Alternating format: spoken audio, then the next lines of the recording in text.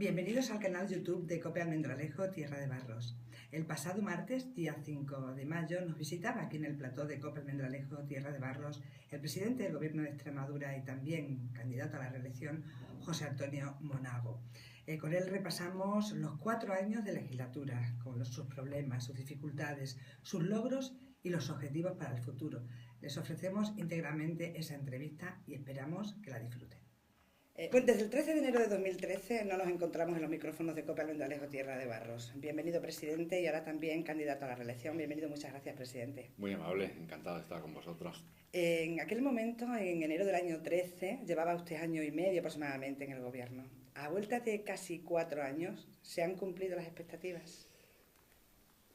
Desde luego, si se trata del compromiso de trabajar con la tierra, sin duda. Yo creo que hemos hecho una legislatura donde hemos trabajado mucho, yo lo puedo garantizar, donde no hemos tenido horas y donde no solamente le hemos dedicado muchas horas, sino que le hemos dedicado mucha entrega, mucha pasión y mucho cariño por la tierra, ¿no? Y eso ha hecho que en ocasiones pues tuviéramos que pelearnos aquí, pelearnos en Madrid, pelearnos en Bruselas, pero creo que ese era el compromiso que tenía con los extremeños, el ondear siempre la bandera de esta tierra y defender los intereses de nuestros paisanos, ¿no? De los extremeños.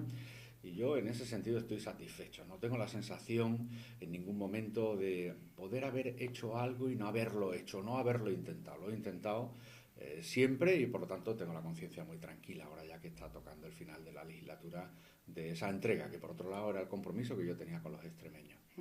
Y tenía usted, y dice, y tiene un proyecto para Extremadura.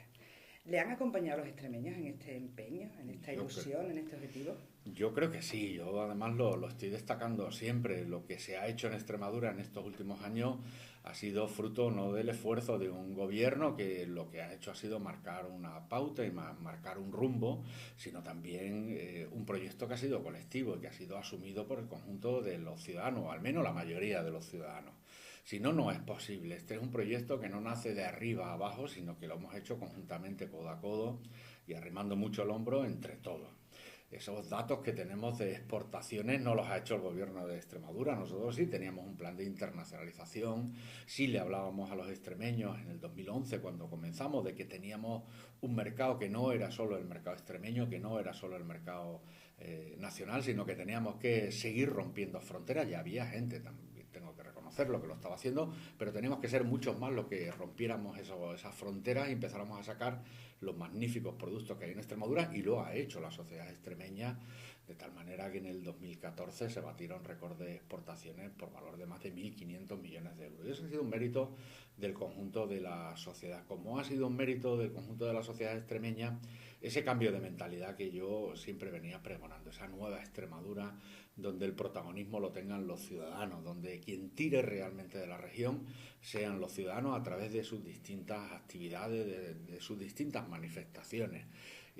Y ahí yo me he sentido, lo tengo que decir, acompañado. Los datos de crecimiento, por poner un ejemplo que yo creo que es muy ilustrativo, los datos de crecimiento de la economía extremeña en el 2014, por encima del 2%, la segunda economía regional que más ha crecido en España, sin duda es un éxito colectivo del pueblo extremeño. Y los datos que ya se auguran, según los analistas más serios, de crecimiento de la economía extremeña por encima del 3%, es decir, también a la vanguardia del crecimiento de las regiones en España, ese sin duda es un esfuerzo no del gobierno, sino de la propia sociedad extremeña, que está haciendo, a mi juicio, muy bien las tareas.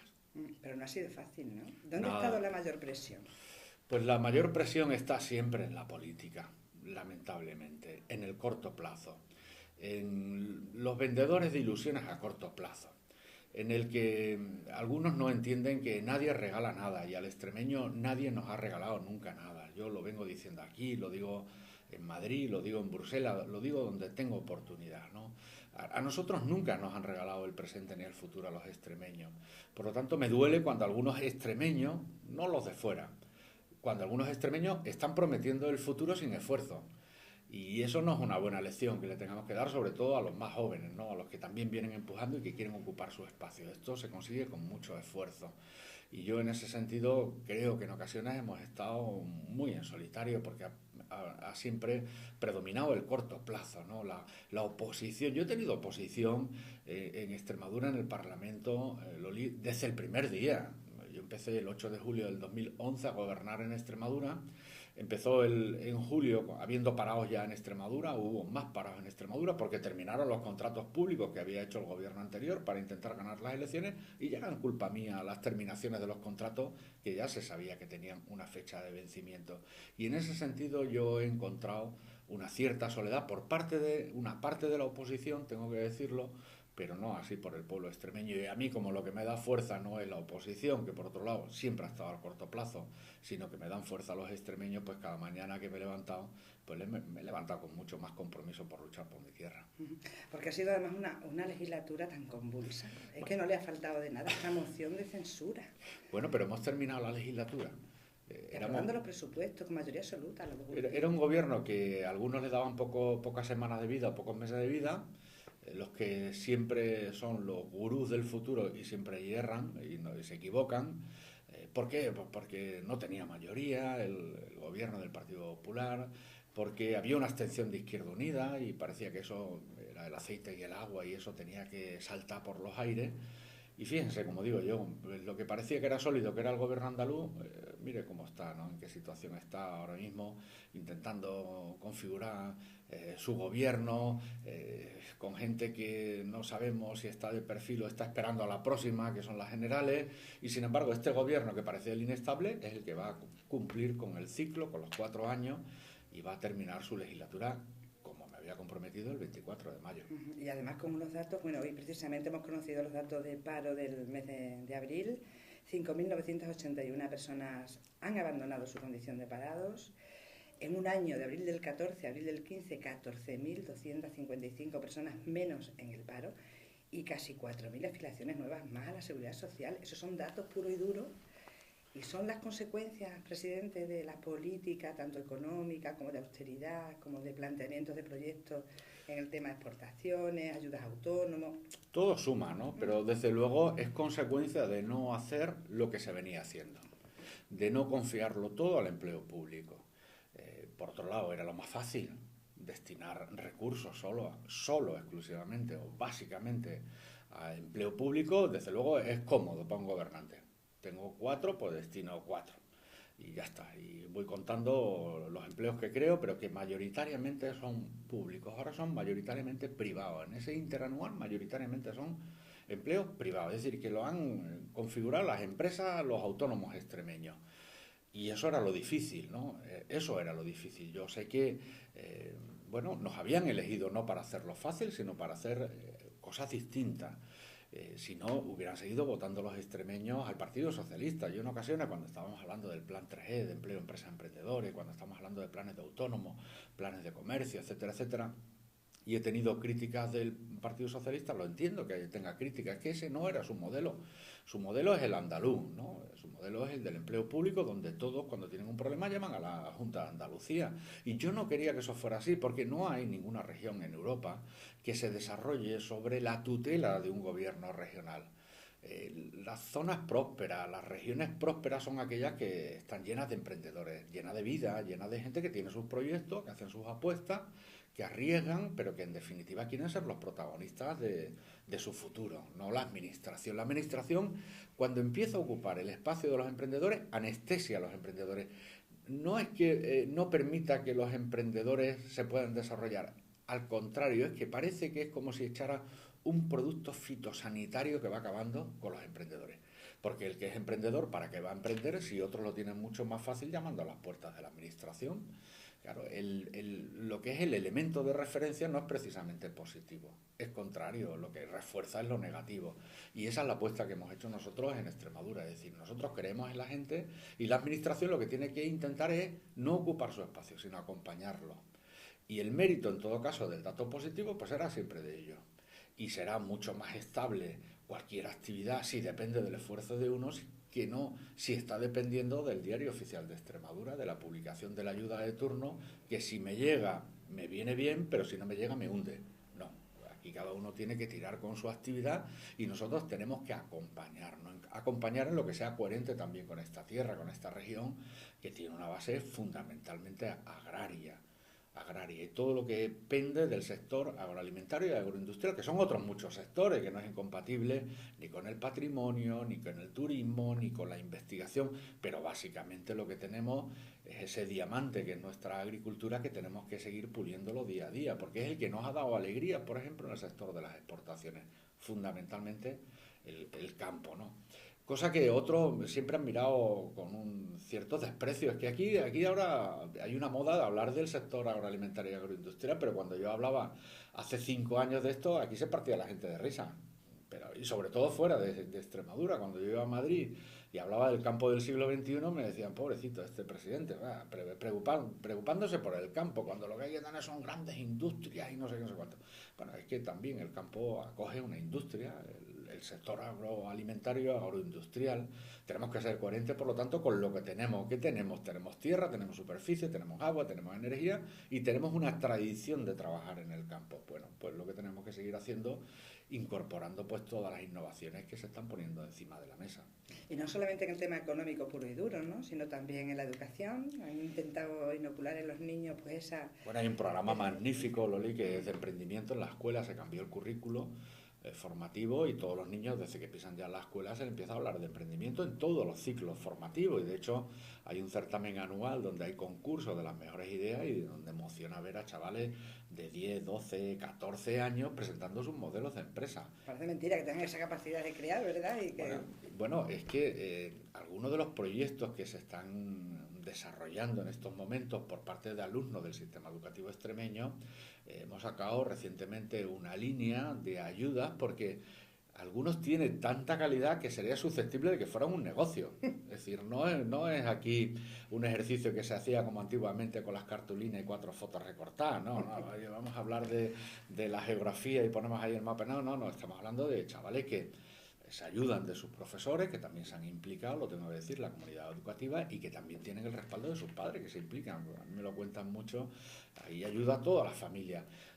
¿Por qué hicimos esto? Porque en una tierra donde no hay una base empresarial amplia, donde no hay muchos referentes empresariales, esto no ocurre como en otras zonas más desarrolladas en Europa, donde hay una tradición de empresas y de industria y pasa de padre a hijos, ¿no?, que lo que tienen de modelo de referencia es eso. Y yo decía, pues si no tenemos esa tradición, la enseñamos. La alternativa siempre, como no, a todos los problemas y a todos los retos que tenemos por delante del sistema educativo. Y esa generación que está en la escuela, que no es un proyecto que yo haya hecho a corto plazo, porque no es un proyecto a corto plazo, estoy convencido que va a dar muchas alegrías a medio plazo a Extremadura, porque esos chavales que se están formando, que pisan la escuela ahora, van a saber que los auténticos protagonistas del futuro van a ser ellos, sobre todo merced al trabajo que ellos desarrollen, a su capacidad de innovar y a su capacidad también de trabajar en equipo. Y eso es lo que están aprendiendo también en la escuela extremeña. Se propuso usted cambiar Extremadura y me parece, no solamente en el tema del sistema productivo, también en el tema educativo y ahora también con el tema de la ley electoral, que quiere usted... Sí. Porque yo decía esta mañana en el programa de televisión que usted parece que está muy en la tierra, muy con la gente, que parece que es lo que todos demandamos, ¿no?, ese cambio. Y esa consulta que usted ha propuesto, una consulta popular, que sí, no tiene ninguna trascendencia, sino simplemente... pues eso, a ver ver más físicamente qué es lo que quiere la gente, ¿no? Bueno, pero no ha podido esta legislatura, no ha sido posible, ¿no? Lo he intentado en el Parlamento varias veces, ¿no? Intentar reducir el número de diputados. El Estatuto de Autonomía de Extremadura dice que habrá un máximo de 65 diputados. ¿Cuántos tiene Extremadura? 65. Hombre, máximo. Máximo. Con la que ha caído podemos haber reducido algo, ¿no? Lo que no tiene sentido es que Extremadura, con 1 millón de habitantes, tenga más diputados que algunas comunidades autónomas que tienen muchos más habitantes. No parece razonable. Bueno, no ha sido posible. Yo lo he llevado, me lo han votado en contra. Quería también reducir el umbral de representatividad, que los pequeños tuvieran alguna oportunidad más, bajando del 5 al 3, no ha sido posible. Hemos intentado muchas cosas que no ha sido posible, por eso quiero consultarlo a los extremeños. Estoy convencido de la respuesta. Yo creo que los extremeños lo que quieren son gobiernos sólidos, gobiernos estables y gobiernos que salgan de las urnas, no de un despacho donde se negocia, que es lo que está pasando en Andalucía en estos momentos. Mire usted, aquí se vota, ¿no? Y por otro lado, lo que está diciendo el señor Monago no es distinto a lo que está pasando en el resto de Europa y en el resto de las democracias occidentales, donde quien gana las elecciones tiene un plus. y donde quien gana las elecciones forma gobierno. Aquí, como ha pasado en Andalucía, que quien ha ganado las elecciones claro, es quien se plantea Sí, pero podría darse lo contrario si el resto de la oposición... Lo que está planteando aquí Vara, ¿no? Claro, que está planteando un bloque bloque. de izquierda, ¿no? Bueno, pues si usted está con un bloque de izquierda, preséntese en bloque, como coalición. No engaña a los extremeños, porque usted va con la sigla del Partido Socialista, porque ese es su partido. Y ahora no vale decir, mire usted, yo no gano las elecciones, pero Extremadura vota a izquierda, porque la suma mía con Podemos y con Ciudadanos, como Ciudadanos dice que son socialdemócratas, pues ha ganado la izquierda. No, ha ganado, si gana el Partido Popular, ha ganado el Partido Popular. Usted no ha ganado, porque usted no ha corrido esta carrera por equipos, la ha corrido sola con su partido. Y no lo entenderían los extremeños, no lo entenderían. Y por eso se ha producido una reforma electoral recientemente en Italia, para que el partido más votado pueda formar gobierno. Porque lo de Italia también, presidente, tela, ¿eh? Bueno, porque ya esa vacuna ya la tienen, ya llevan muchos años donde no hay manera... En 4 años 4 gobiernos, creo, en Italia. Bueno, ¿no? Y además se forman gobiernos con un montón de partidos y luego el ciudadano le dice al más votado, oiga, que usted prometió esto y no lo hizo. Y el más votado dice, oiga, es que he tenido que llegar a acuerdos con el resto y no me dejan porque no tengo mayoría. Claro, si no me da usted la mayoría, yo no puedo hacer lo que... No me puede pedir a mi cuenta por lo que yo me comprometí a hacer porque no me ha dado voto para poder hacerlo. Y eso nos pasaba a nosotros, por ejemplo, en materia de sucesiones y donaciones, donde yo quería haber hecho una reforma fiscal en Extremadura mucho más ambiciosa. He hecho una parte de la reforma, ¿no? Hemos bajado bastante la tributación, pero me gustaría haber hecho mucha más, ¿no? Es decir, que cuando alguien fallece y le deja a sus hijos una casa y una parcela de 500 metros cuadrados, no tenga que vender la parcela para poder pagar los impuestos de la casa, que ya pagó tu padre o tu madre antes de fallecer los impuestos. Y no he podido, ¿por qué? Porque no he tenido mayoría. Y algunos me dirán, oiga, señor Monao, usted se comprometió a suprimir el impuesto de sucesiones y donaciones ya, pero no me dio usted los votos suficientes para que esto fuera posible. Y luego, por otro lado, yo respeto a las minorías, como no podía ser de otra manera, pero tres no pueden, al final, imponer política por encima de lo que se corresponde electoralmente, del respaldo electoral, frente a lo mejor a 30. Y esto va a pasar en España. Que 3 o 1 condicione un gobierno que casi ha tenido la mayoría, pero al final no se lo han dado los ciudadanos. Es decir, ha sido el más votado. Para que todo el mundo lo entienda, aquí un señor saque 300.000 votos encabezando una candidatura y otro con 18.000 votos condicione toda su política. Y los ciudadanos no podrán quejarse, porque estas son las normas del juego. No vale quejarse. Si no, le hubiera dado a usted la mayoría absoluta a una formación política para que hubiera desarrollado la política. ¿Por eso esta vez es tan importante la mayoría absoluta, presidente? Pues yo, mira, miente quien diga que no le gusta una mayoría absoluta. Bueno, porque va a ganar usted las elecciones, eso lo dicen todas las encuestas, excepto la de La Razón, que parece que sí, pero hablas con cualquiera de las formaciones políticas y todos dicen, yo aspiro a gobernar. O sea que usted aspira a la mayoría absoluta. Porque cuando a algunos partidos políticos en Extremadura le dicen, a Podemos, por ejemplo, le he leído, o a Ciudadanos, oye, ¿usted está dispuesto a llegar a acuerdos con otras fuerzas políticas? Nosotros aspiramos a gobernar, es decir, a tener mayoría absoluta. Bueno, porque Podemos ya ha dicho que con ustedes no va ni a misa, bueno, ni a por una herencia. A misa no hubieran ido nunca, ¿no? Ni a por una herencia, lo dijo el otro día en el programa. Bueno, pero allá el candidato de Podemos, que no tengo el gusto de conocer, entre otras cosas porque acaba de llegar a Extremadura. Es decir, está tan mal Extremadura con un gobierno del Partido Popular que lleva 30 años fuera de Extremadura y ha vuelto gobernando el Partido Popular. Porque aquí se le daba sustento, en definitiva. Esta tierra le daba oportunidades. Él que dice que no hay oportunidades, con 30 años, tiene 32 me parece, ha venido a Extremadura. Es decir, ha venido gobernando el Partido Popular. Es una tierra de oportunidades. Hasta el candidato de Podemos ha vuelto a esta tierra que no sé si le vio nacer o no, eso es lo de menos, ¿no? Pero bueno, yo lo digo siempre, si dos no puede haber diálogo cuando uno no quiere hablar. Yo estoy dispuesto a hablar con todo el mundo. Yo no soy un fundamentalista para decir, yo con este señor no hablo, yo hablo con un señor, sea de Podemos, sea del Partido Socialista, de cualquier formación política. ¿Cómo no voy a hablar yo con una persona? No hablamos a diario los ciudadanos en la calle con gente que vota una cosa y vota la otra. ¿Por qué no voy a hablar yo? Otra cosa es que podamos llegar a acuerdo, no será fácil, pero yo siempre intento hablar con todo el mundo.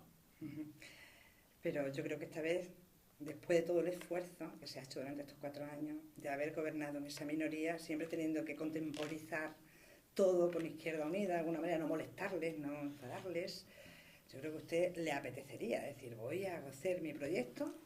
Me gustaría, si claro. mirara para otro lado, porque a la minoría tampoco se le puede mirar para otro lado, o sea, no se le puede, en fin, pasar de ella, pero sobre todo que tenga libertad, ¿no? Un poco de más margen, ¿no? Y sobre todo porque José Antonio Monago no es ningún problema para los extremeños. Yo he aprobado una ley por la cual podré estar como máximo 8 años de presidente y hasta 4. Es decir, que no me van a tener que aguantar 24 años como a Ibarra los extremeños, que por otro lado ganaba las elecciones. Tengo que decirlo, lo votaron los extremeños y por eso. No, es que a mí, aunque me apeteciera, no, yo por convicción, porque creo que uno tiene que dedicarse con intensidad un periodo de su vida a una responsabilidad. Y a mí me ha tocado además gobernar probablemente en el momento más difícil de la crisis. Sin duda. El 2011 era un momento de mucha dureza de la crisis y ahí empezó a gobernar José Antonio Monago. Y he visto ya cómo se empieza a recuperar ya la economía extremeña. Está el dato de crecimiento del 14, del 15, los datos de empleo, los datos de exportaciones, los datos de turismo. He visto lo peor de la crisis y las primeras luces. Y lo que le pido a los extremeños es la oportunidad para seguir 4 años más. Que nadie tenga y que ya se acaba, la duda. Claro, que diga, pero luego seguirá, no, si está ya aprobado por ley, está aprobado en el Parlamento y no se va a modificar, evidentemente. Y quiero dedicarme esos 4 años con intensidad y con pasión, ¿no? Y ya está. Y luego los ciudadanos que elijan, pero le negaría si lo que yo le pido a los extremeños no fuera otra cosa que poder seguir continuando un proyecto de 8 años y con una mayoría que al final no es que me dé estabilidad a mí, que por otro lado ya estoy acostumbrado a 4 años a tener que negociarlo todo, sino estabilizar también a la propia región, porque no es bueno para la región, gobiernos inestables, sea del signo político que sea. Y estábamos haciendo un repasito por todo lo que ha vivido. ¿Cómo ha afectado esto a su vida personal, presidente? Bueno, intento desligarlo, ¿no? Es difícil, ¿no? Sí, pero lo intento, de verdad. Yo puedo contar. ¿Sus hijos cuántos años tienen? Pues el pequeño tiene 9 y el mayor tiene 13. O sea, son 2 niños que ya son, como digo yo, interactivos, ya se enteran de las cosas. Ya preguntan. Por cierto, que lo vimos por aquí jugando en el Parque de las Mercedes no hace muchos días. Pues lo llevé a los dos porque les encantan, ahí hay un skate park y les encantan los patinetes y este padre, como todos los padres, cuando un niño tiene una afición, pues al final se va recorriendo todas las plazas de Extremadura y conozco las instalaciones que tiene Almendralejo, las que tiene Mérida, las que tiene Plasencia y cuando tengo algún día libre, como no viajo habitualmente, pues sigo viajando por Extremadura y aprovecho para llevarlos. Y ellos tienen derecho también a pasárselo bien y hasta algún día, aunque sea de vez en cuando con sus padres.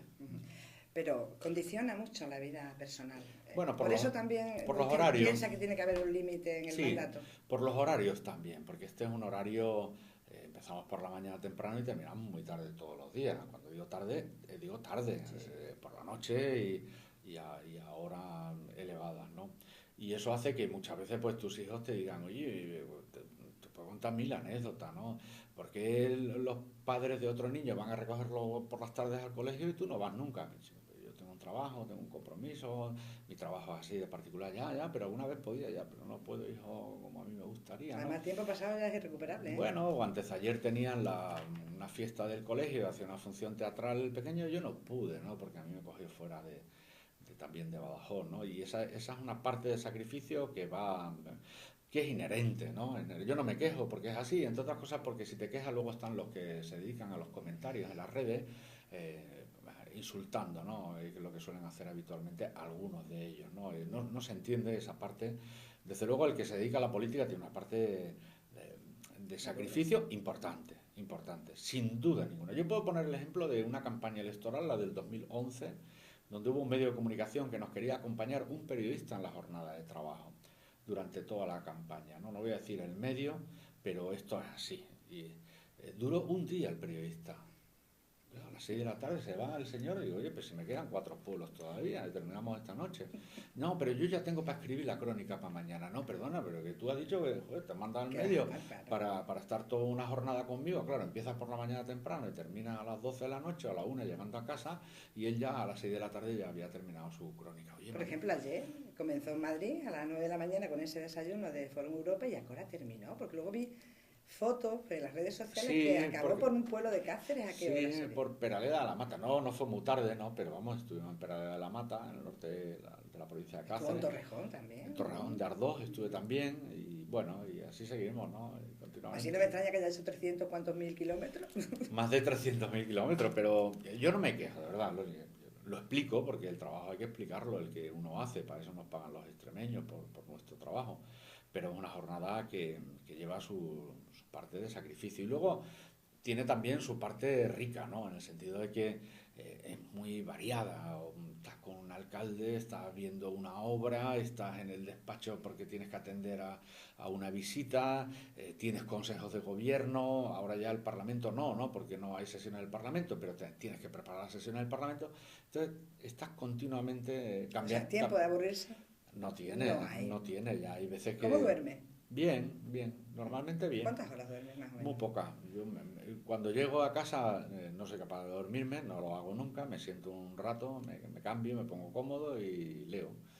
Y normalmente así hasta que ya te va venciendo un poco el sueño, luego me levanto muy temprano. El despertador a las 6:30, a las 7. A las 7 de la mañana y me vengo acostando normalmente a la 1, ¿no? A las 12 empiezan a subir las primeras ediciones de los medios digitales, de la prensa, a través de las plataformas que hay, las dos plataformas, con lo cual puedes leer la prensa regional no, porque esa tarda más Claro. y por lo tanto yo no voy a estar hasta las 3:30 de la mañana esperando a que se descargue la prensa regional, pero la prensa nacional a las 12 menos cuarto entra el primer medio nacional y al filo de las 12 suelen estar ya los dos, tres principales cabeceras y la leo tranquilamente la prensa, ¿no? Hasta que le vence el sueño, que ya... Sí, eso Son humanos, también. llevo adelantado para... No, pero luego está el café, el recurso del café, ¿no?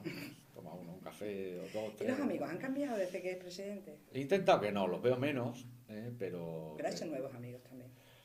he conocido a mucha gente, algunas sorpresas, ¿no? Y algunos amigos también. He intentado que los amigos que han sido amigos de toda la vida Sigan. sigan siendo amigos, ¿no? Son los que vienen por casa. ¿Y se puede hacer un amigo en estas circunstancias? Bueno, uno Como presidente... Uno toma muchas prevenciones, ¿no? Uno toma muchas... Normalmente los políticos son desconfiados, ¿eh? No, no somos desconfiados, es que tenemos que ser desconfiados porque tenemos encomendado por los ciudadanos muchos recursos, ¿no? Entonces, normalmente las ¿Qué amistades... querrán de mí aquellos que tanto me adulan, ¿no? Como decía la frase. Yo siempre pienso, oye, cuando no esté, esto me llamará tanto, me llamará tanto. Y es verdad, ¿no? Que cuando uno tiene un cargo de responsabilidad importante, pues al final suena el teléfono. Es que yo esto lo he vivido. Y cuando ya no lo tienes, no te suena el teléfono. El síndrome del teléfono, ¿no? Como le llaman. Sí, sí, yo lo he vivido esto, ¿no? No en el cargo de presidente de la comunidad, pero yo he sido presidente del partido en el ámbito político de la provincia de Badajoz, dejé de serlo y dejó de sonar el teléfono, ¿eh? Sí. Pero radicalmente. Qué tranquilidad por otra parte, ¿no? Sí, sí. Bueno, presidente provincial no miento, secretario Secretario regional. regional. Y luego al poco tiempo me eligieron presidente provincial y empezó a sonar otra vez el teléfono. Y aprendí aquello que había oído en alguna ocasión, de que se apaga el teléfono cuando ya no tienes el cargo y ya no te llama nadie. ¿Quién te llama? Los amigos. Los de siempre, La ¿verdad? familia. Los que han estado siempre, Sí. de verdad. Entonces eso lo tengo grabado, lo que no quiere decir que tenga buenos amigos, ¿no? Y haya hecho buenos amigos también. Ustedes decían hace mucho que estaba muy satisfecho porque en Extremadura la preocupación de los extremeños en el tema de corrupción ocupaba, creo que el 10º puesto. El 10º, a ver si sale publicado, ¿no? Alguna encuesta del CIS. Es verdad que en otras partes de España está en la cabecera. Ocupa otro, sí. Y aquí, afortunadamente, y creo que eso es un mérito del conjunto de los que tenemos cargo de responsabilidad política, pues es la 10ª preocupación de los extremeños, un porcentaje muy bajo. Quiere decir que los extremeños en su mesa camilla no les ocupa como conversación habitualmente corrupción en Extremadura. Como puede pasar en Andalucía, en Valencia, Pues incluso en Madrid, con el tema de Gürtel, de Púnica. Claro, ahí las encuestas dan lo que son las valoraciones sociológicas, Claro. dan otras posiciones, ¿no? Y yo creo que eso es importante también, ¿no? Que la gente tiene que estar preocupada por sus problemas, no por los problemas que le generen otros. Y en ese sentido, pues es verdad que en una mesa camilla de los extremeños, ¿de qué se está hablando? Pues se está hablando de los problemas del trabajo, de que el niño no tiene trabajo, ya ha terminado los estudios, de la factura de la luz, de que hoy me viene el IBI. Esos son los problemas que tenemos que intentar resolver. Cuando se introducen otros problemas que generamos nosotros, mala cosa, ¿no? Y afortunadamente en Extremadura no ocupa espacio ese tema. Pero a lo mejor por desconocimiento, Presidente, porque últimamente sí estamos conociendo algunos casos de corrupción en Extremadura que precisamente han sido El Gobierno de Extremadura que lo ha puesto en manos de la Fiscalía. Bueno, ya el caso Feval, que ya va a ser el juicio. El caso del que fuera consejero de Agricultura, José Luis Quintana, pues con esas facturaciones directas a la institución ferial. El caso del consejero de Jóvenes y del Deporte. También todo el foco ahí metido en Don Benito, amén de los cursos de formación que ustedes también han puesto en manos de la Fiscalía. Es que esa es la obligación, Loli, de cualquier... Y dicen, ¿por qué ahora? Bueno, ahora... Eso tendrá sus plazos. No, lo de Feval lleva años. Sí, bueno, lo de Feval lleva... Lo de Feval lleva... Pero, está instruyendo el sumario desde el año 2010, pues 10, creo. Antes de las elecciones, es decir, lleva 5 años ese tema y ahora está saliendo un poco más a la luz, ¿no? Y el tema de los cursos de formación ha sido básicamente por los tiempos de justificación y los tiempos que han marcado los técnicos de la consejería. Que nadie crea que ha sido una instrucción política, vamos a ir a la Fiscalía, pero no, se han detectado una serie de incidencias, de irregularidades que pueden ser susceptibles de tener una sanción en el orden penal y se ha puesto en conocimiento del Ministerio Fiscal. Por cierto, que yo todavía no he calificado los hechos ni lo que hemos conocido, ¿no?, en esa justificación, a pesar de que algún delegado sindical como el señor Carretero de Comisiones Obreras me insulte permanentemente, ¿no?, una falta de respeto que le califica a él. No, yo no he hecho ninguna valoración. Yo lo que me han dicho los técnicos, presidente, hay aquí una auditoría que hemos encargado de un 10% de las actividades de formación de un periodo muy concreto. Hay incidencias, hay irregularidades que se detectan, ¿no?, en esa auditoría que hace alguien externo, ¿no?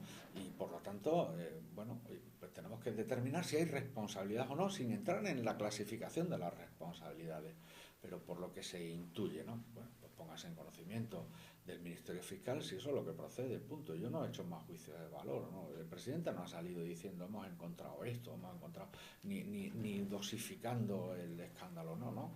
Dice, ¿y ahora qué? Pues porque ahora tocaban las justificaciones, si hubiera sido hace 2 años y medio, pues hubiera sido hace 2 años y medio. Y cuando el líder de la oposición dice que usted se está cargando la paz social, bueno, ¿qué tipo de paz social es esa? Claro, es que no puede ser la paz social el que una administración observe una irregularidad y calle.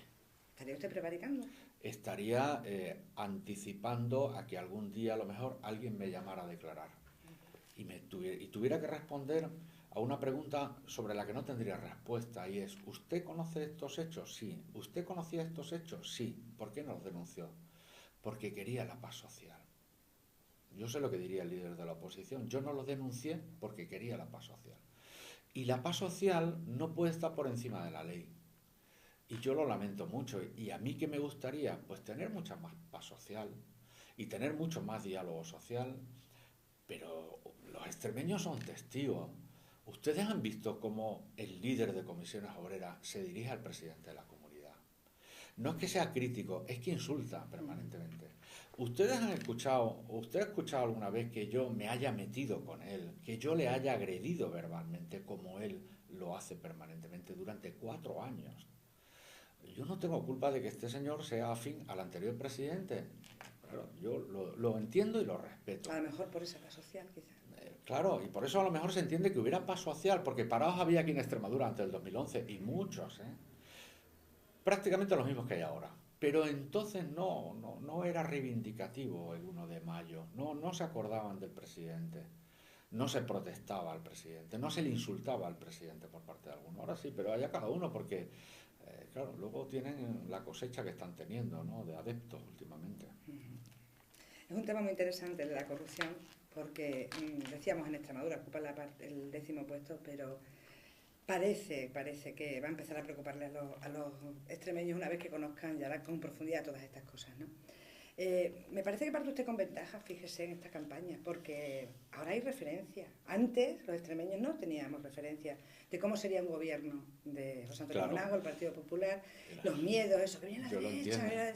Y ahora ya hay una referencia y creo que usted parte con ventaja, porque ha gobernado para todos, ¿no? Yo lo entiendo, ¿no? Yo entiendo que los extremeños, después de 28 años, casi 30 años de socialismo, hicieron una apuesta valiente, hicieron una apuesta valiente cambiando el gobierno. Le recuerdo, Loli, que nosotros nos quedamos a muy poquitos votos de la mayoría absoluta. 4.000 4.000 votos, ¿no? Que en el grupo de Que votantes... en algún momento del escrutinio sí se dijo que habían ganado con mayoría absoluta. Hasta el 78% escrutado, yo lo recuerdo perfectamente. Luego ya ahí saltó, se perdió, pero bueno, eso fue el resultado que nos dieron los extremeños. Hicieron una apuesta valiente, yo lo tengo que reconocer. Después de 28 años, lo cómodo son las inercias. Pero la gente veía que en esa inercia no había cambio, no iba a haber mejora. Por un dato, le voy a dar un dato porque hay que refrescarlo. ¿Sabe que en los 4 años de gobierno del presidente anterior no se creó empleo en ninguno de los años? Sí, lo sé, sí. Es que, claro, cuando tú durante el 2007, el 8, el 9, el 10, hasta el 11... Y fue subiendo el paro. Claro, no creas empleo, abonabas que hubiera un cambio de gobierno. La gente no podía decir, bueno, mejor lo malo conocido que lo bueno por conocer, porque hubiera sido seguir en esa tendencia. Hicieron la apuesta, ¿no? Yo creo que hemos dado la cara por los extremeños. Hemos dado la cara. Eso, que estamos en tierra de barro, que se lo digan a los agricultores y ganaderos. Con el tema del regadío aquí, por ejemplo, ¿no? Se lo digan, o con la política, con la PAC, o con el cobro de la PAC, de las ayudas en tiempo y forma, ¿no? Que lo vean, que vean cómo hemos negociado la nueva PAC. Porque lo que venía era una tarifa plana, que era lo que tenía previsto el gobierno anterior, es decir, los cultivos todo, la misma ayuda con independencia del tipo de cultivo. Hombre, no tiene nada que ver un cultivo de secano con un regadío, unas variedades con otras, ¿no? La agricultura es lo bueno que tiene en Extremadura y en España, que es muy variada, pero cada una tiene pues sus rendimientos y sus costes de producción. Eso lo cambiamos. Ellos saben que hemos peleado. A mí me han partido la cara, y eso lo sabe todo el sector en el norte de Cáceres con el sector del tabaco. Defender el tabaco en Europa... Es tremendo, de verdad, porque hay beligerancia contra todo lo que tenga que ver con el tabaco. No le explique que son agricultores, que es renta agraria, que es desarrollo de pueblos, no, pero bueno, oye, había que hacerlo, ¿no? La única vez en toda la historia del Comité de la Región que se ha retirado una propuesta de dictamen he sido yo. Tenía un dictamen sobre la directiva del tabaco, defendiendo a los agricultores extremeños, me lo tumbaron con enmienda y yo dije que no lo defendía. Ese dictamen no era mi dictamen, porque en Europa lleva el nombre tuyo, el dictamen del señor Monago, pero ese no era mi dictamen. Y se planteó una controversia en Bruselas, ¿no? Porque me decían, presidente, nunca un ponente de un dictamen de una directiva europea ha renunciado a defenderlo.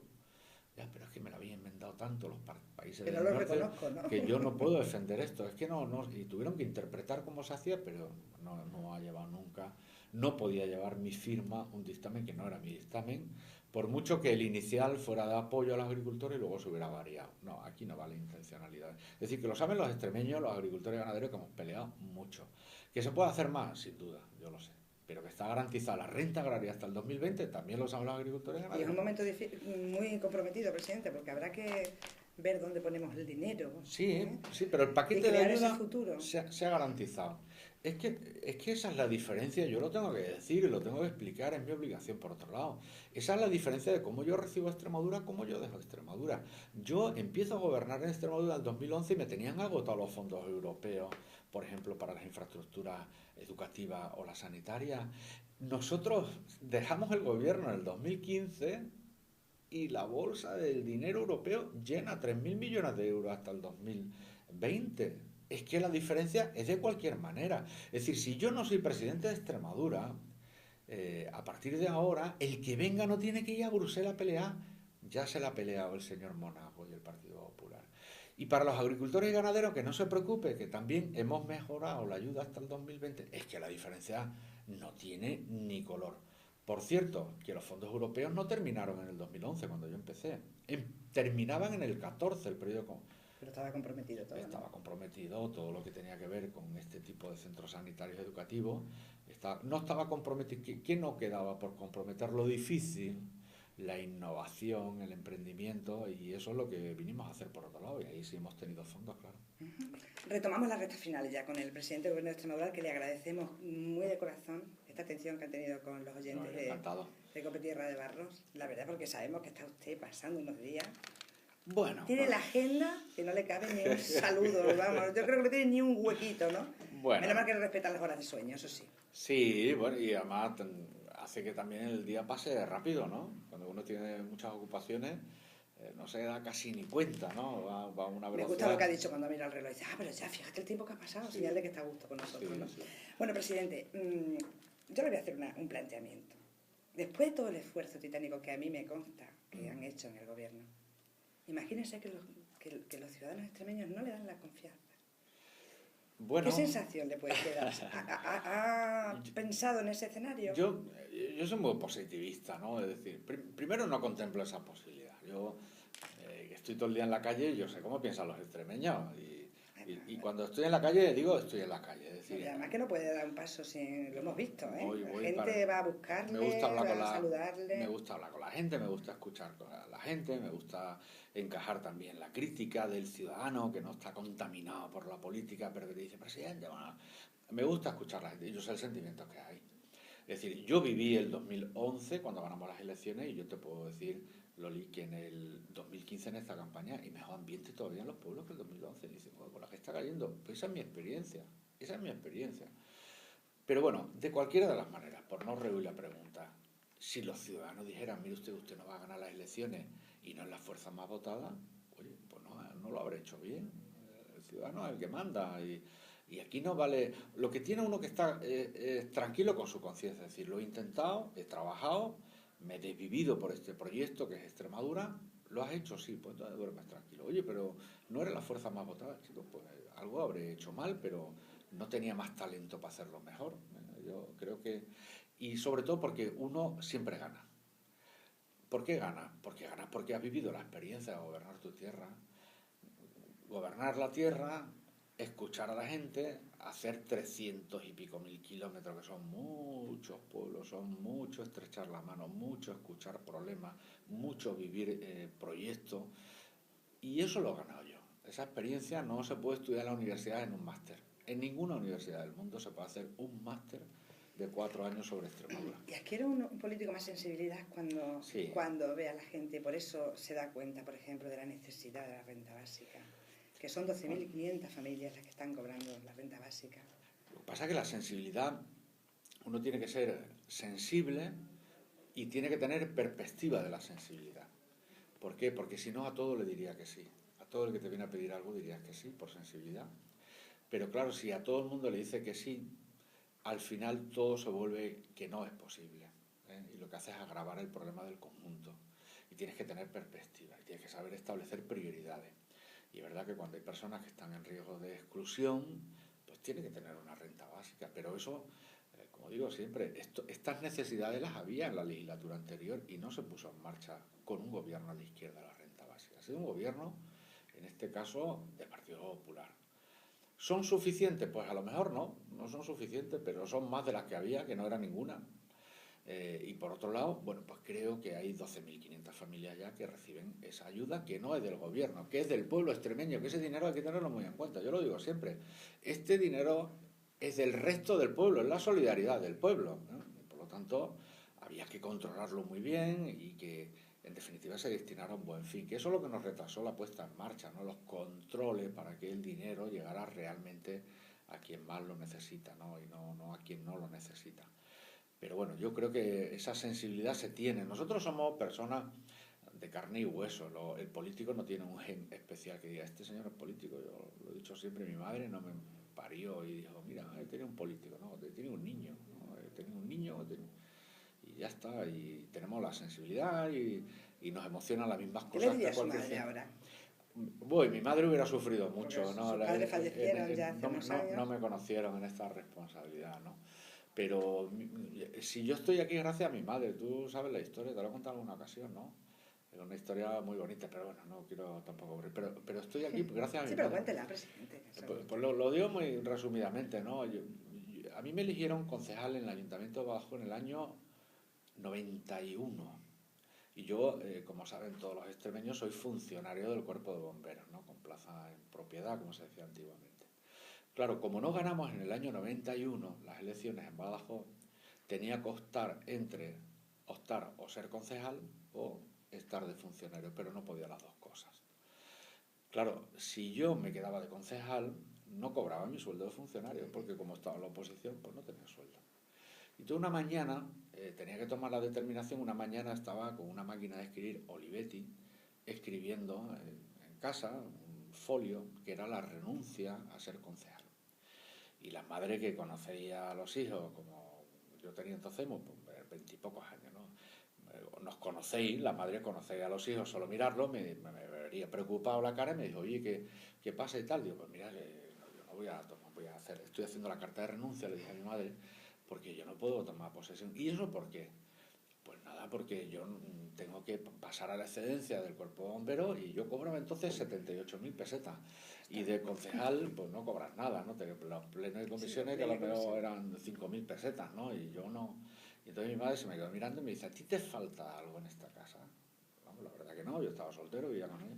Pues entonces rompe sábana. Si a ti te gusta la política, te dedicas a la política. Estuve 4 años sin cobrar el sueldo. Ahora que se habla tanto de la política, de los políticos, estuve 4 años que cuando llegó el primer año de concejal no hice la declaración de la renta porque yo no tenía ingresos, cuando yo la venía haciendo porque ya era funcionario y la hacía todos los años. O sea, pero fue una vocación. Era pasión.